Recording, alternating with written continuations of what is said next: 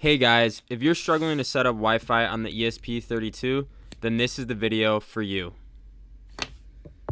So guys, this is the simplest ESP32 Wi-Fi example that I could come up with.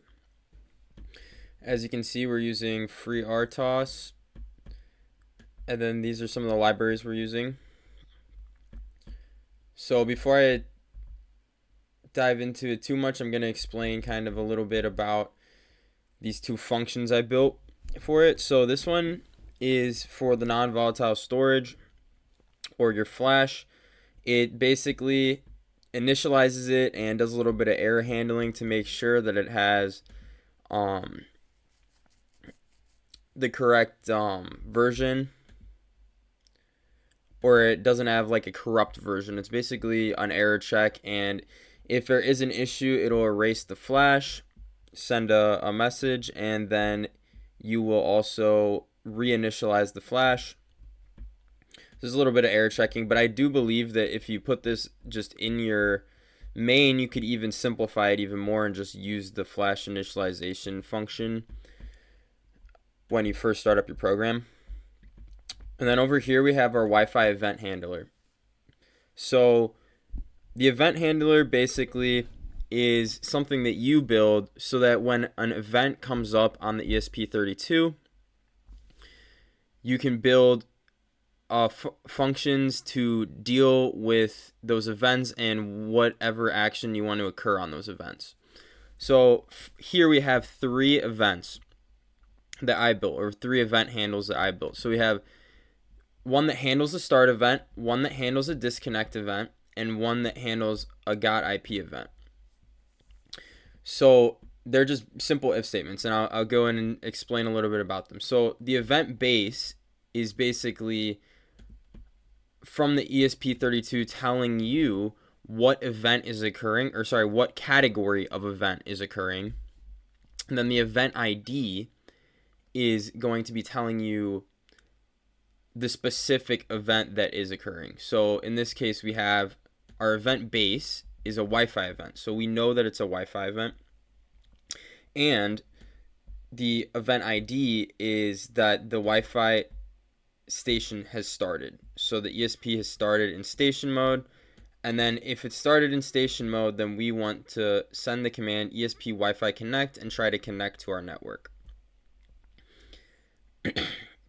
Here we have a similar thing. We have a Wi-Fi event, and this time the event ID, or the specific event, is that the station has disconnected from the network.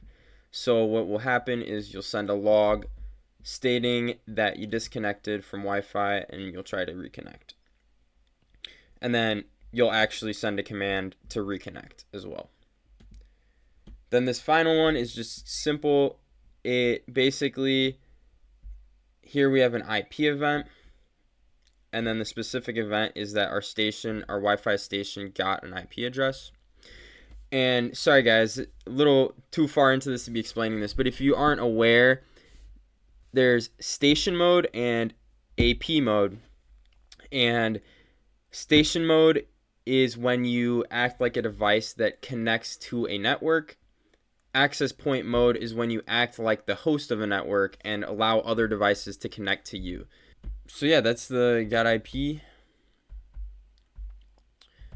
And then of course we defined our SSID and our password, and then we have another tag. So if you guys don't know what a tag is just for logging, basically saying that you're gonna have information that pertains to a specific context, and the tag is that context. So the context is that we're doing a Wi-Fi demo. So anything where you see a tag, it'll display Wi-Fi demo, and then it'll display this message after. So in our main, we do call our function to initialize the flash, right? And then over here, we initialize we do a net if initialization. So this is ESP32's network interface. So that's kind of where it has its TCP/IP stack, which is how the communication is actually happening under the hood, right?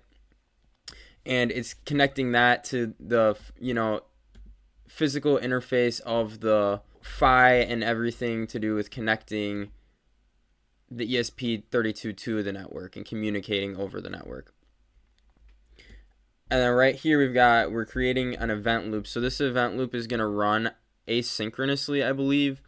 It's constantly polling events, and you're going to respond to those events with your event handler. And then right here, we've created on our network interface a default Wi-Fi station. So this basically just creates a default Wi-Fi station to broadcast. Here we pass our configuration details. So you can use this to have just a default config. And then we'll do an error check as well as initialize our Wi-Fi with these configuration details. It's basically just our default configuration details.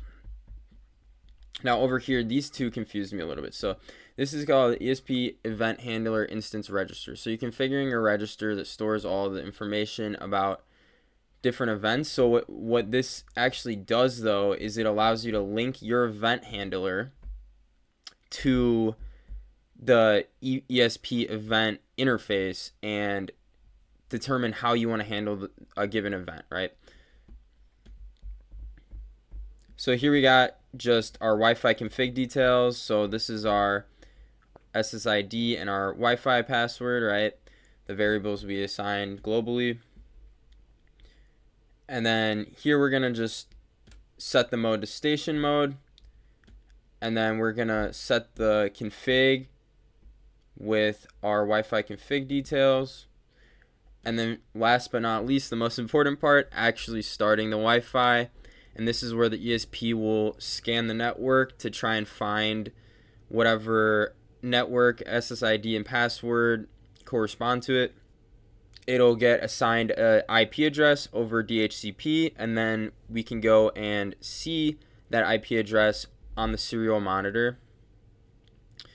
So I'll pull, oops, sorry, there's a serial monitor. So I'll pull up that for you guys and show you that real quick. And I hope this was helpful for you. That bottom line is the IP address, and we're ready to go. Thanks for watching, guys. Like and subscribe.